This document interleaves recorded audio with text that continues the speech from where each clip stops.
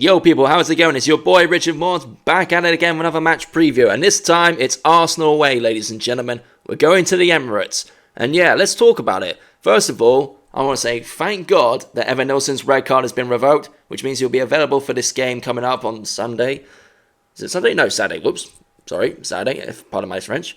And yeah, it's Saturday, 5:30 kickoff. And it's going to be an interesting one because Arsenal have just lost 1-0 to Paris Saint-Germain in the Champions League yesterday. And who knows, lads, maybe this could be an opportunity for us to capitalise on their failures during the week. Because if you think about it, priority-wise, Liverpool have just won the league. Arsenal's hopes now are to get any trophy is the Champions League. And they're only 1-0 down to PSG. It's not like they're 3-4-0 down. They do have a chance in the second leg to possibly get back into the game and possibly make it to the final. So I feel like they're going to go all guns blazing for the Champions League final, which gives us the opportunity to capitalise on them when they're focusing on something else. They don't really care about the league now. The Premier League title's been wrapped up. Liverpool are going to be crowned champions. Well, they are crowned champions, but they're going to lift the trophy in like 4 games' time at Anfield. So yeah, all they have left is Champions League, and all we have left is European football. But to get European football, we're focusing on the Premier League, whilst they are doing the exact opposite. They're focusing on the Champions League, but only in the Champions League tournament. They don't really care about the Premier League tournament. They've wrapped up a Champions League spot for next season. That's done and dusted. They're guaranteed to pretty much come second, unless they bottle their last 4 games, which I highly doubt they're going to like a Newcastle or Man City. I think they'll be fine. So for us, this is an opportunity, especially with Evan Nilsson, his red card being revoked. It's an opportunity for us to go there and get something while their mind's somewhere else. They're prioritising something else. And I feel like it's also an opportunity for Evan Nilsson to get some goals as well. Like, recently, he's been struggling to get goals. I feel like a lot of teams seem to suffocate and isolate him and stop anybody trying to like feed him any balls. So we have to constantly like flip over the defence and hope he can get a header. But like, it's not what he's known for. He's a poacher, don't get me wrong. He's a tapping merchant, but like, it's usually when we're passing the ball through the defence, not over the defence. That's where we seem to be struggling. I know Semenyo scored a goal in the Manchester game, Man United game, on the last game, but Semenyo, it's been Semenyo's first goal in a couple of games since the Fulham win. Like, it's not been as consistent and clinical as it has been recently. Kluivert, I'm hoping that he comes back into this game as well. Dango had an alright game, but like, he still needs to keep pushing forward. I feel like Tav needs to start over Scott. I feel like Scott, he's been doing better recently, but I feel like it's only because Tav's come back to give him a bit of a competition, bit of challenge. So it's going to be interesting to see who we start in the midfield. But if I had to pick a midfield right now, I'd probably go with Tavernier in the middle, Kluivert on the left, and Semenyo on the right, Evan Nilsson on top. That would be my sort of starting forwards if you want to go it that way. Midfield, otherwise, is probably going to be still Cook, Tyler Adams. That's probably going to be our CDMs. The back 4 are going to be pretty much the same back 4 we've had for majority of the season. Kirkes, Housen, Sabani. You could put right back still if you want to. Probably Smith. And obviously Kepa will go and goal. And that's pretty much going to be our starting 11 for the game. Arsenal, I feel like they're going to rest a few players. I don't know if they're going to go full strength because they are, like I said, they are focusing on the Champions League game, especially going away to Paris Saint-Germain. And yeah, going away to France is, especially in a Champions League game, never easy. Especially for a PSG team that have never won the Champions League and they're trying their best to win their very first one. They've come close a few times. They almost won it in 2020, but they came up against the sextuple Bayern Munich winning team. I think there might have been a couple of other occasions where they should have got to a final, but they bottled it.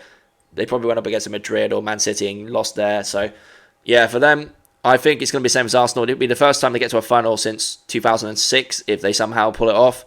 And obviously, they lost that final to Barcelona, which was like, what was it, 2-1 or something like that in 06. So, yeah, I think Arsenal will probably not go full strength. They'll try and rest as many players as they can.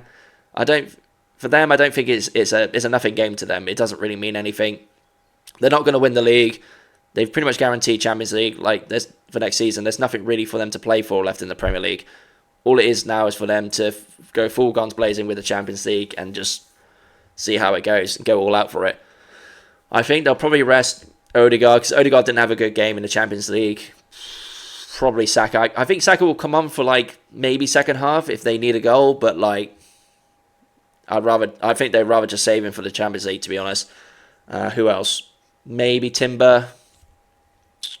Obviously, Partey will come back for the second leg, so I'll probably save him for that. So probably like Rice will be in the middle.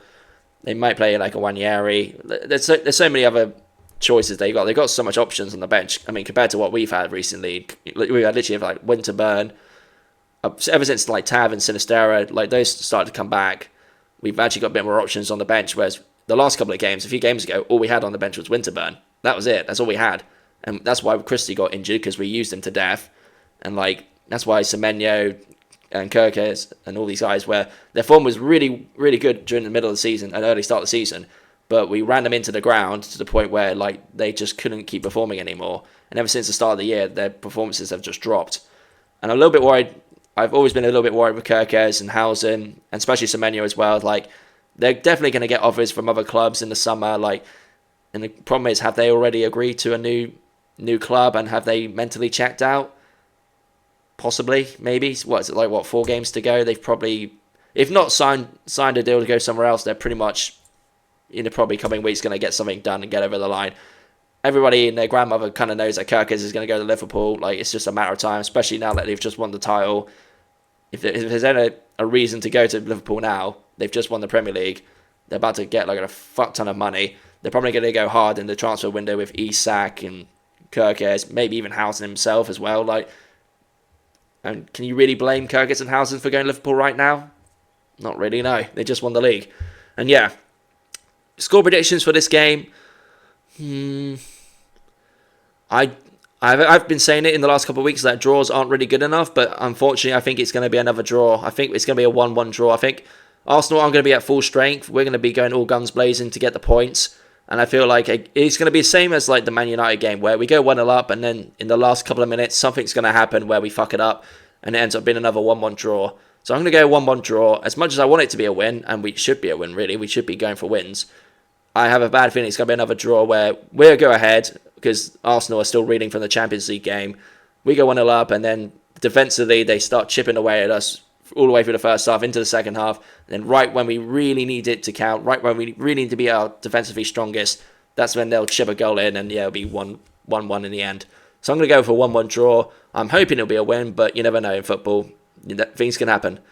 And yeah, on that note, ladies and gentlemen, thank you for watching my match preview. I've been your boy, Richard Morse, up the fucking Cherries. And I'll be doing a live watch-along for the game, so come join me then for the game. I'll probably start at about 5-ish, maybe 3:30, maybe an hour before the game, just to get people in. So yeah, thank you for watching this video. Please leave a like, share, and subscribe. You're watching me on YouTube right now. If you want to watch me on TikTok for my live reactions and my live watch-alongs, go and give me a follow, give me a share there. I really do appreciate it. I really do appreciate everybody that's followed me this year. You know, I remember when I started this channel, I had literally about 10 subscribers. Now I've got nearly 1,250. Literally, I'm literally one... Oh, sorry. It's funny because I'm pointing it this way, but it's like that way on my screen. So it's like this one here. Literally 1,249. So one more to go to get 1,250. And I appreciate every single one of you. Thank you so much. I really do appreciate it. I know the season's coming to an end, and I can't wait to get back on it next season. And hopefully we keep growing this community. And yeah, on that note, ladies and gentlemen, I'll see you later.